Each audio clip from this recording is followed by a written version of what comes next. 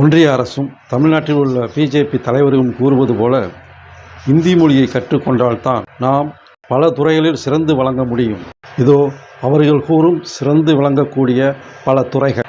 ரயிலில் முன்பதிவு செய்திருப்பவர்களை தூக்கி ஓரங்கட்டிவிட்டு நாம் அந்த சீட்டில் உட்கார்ந்து கொண்டு அராஜகம் செய்யலாம். ஏனென்றால் நமக்கு இந்தி தெரியும்.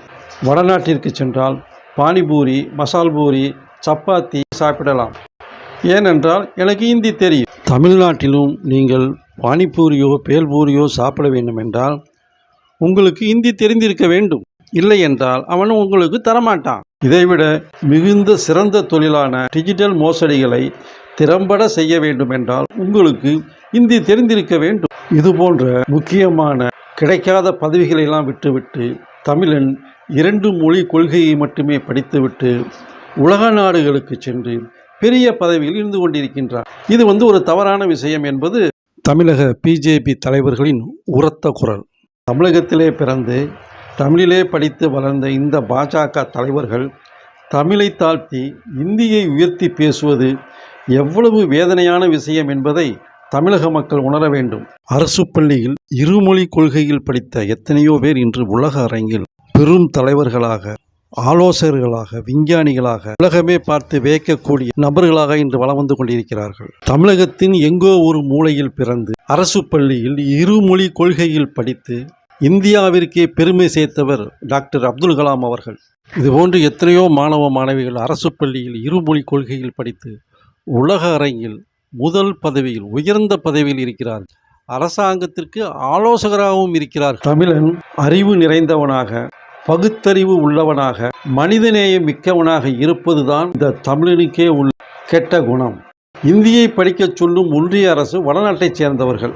ஆனால் தமிழ்நாட்டிலே பிறந்து இருமொழி கொள்கையில் படித்து பட்டம் பெற்ற இவர்கள் தமிழுக்கு துரோகம் செய்துவிட்டு இந்தியை உயர்த்தி பிடிப்பதுதான் மிகவும் வேதனையான செயல்.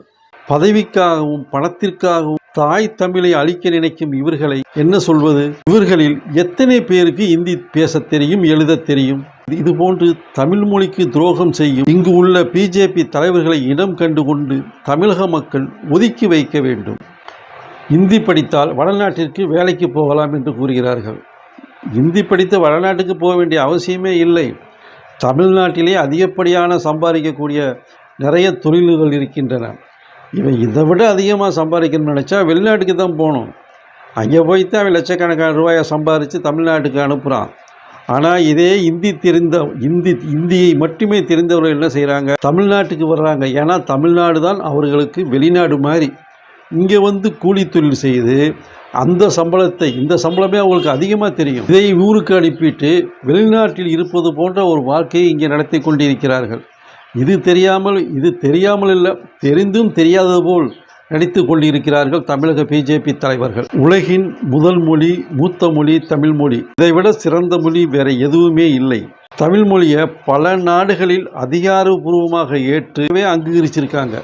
எத்தனையோ நாடுகளில் தமிழ் மொழி எழுத்துக்களே எல்லா இடங்களிலும் பொறிக்கப்பட்டுள்ளன. தமிழ் மொழிக்கு துரோகம் செய்யும் யாராக இருந்தாலும் தமிழக மக்கள் மன்னிக்க மாட்டார்கள் என்பது அனைவரும் உணர்ந்து கொள்ள வேண்டும். நன்றி, வணக்கம்.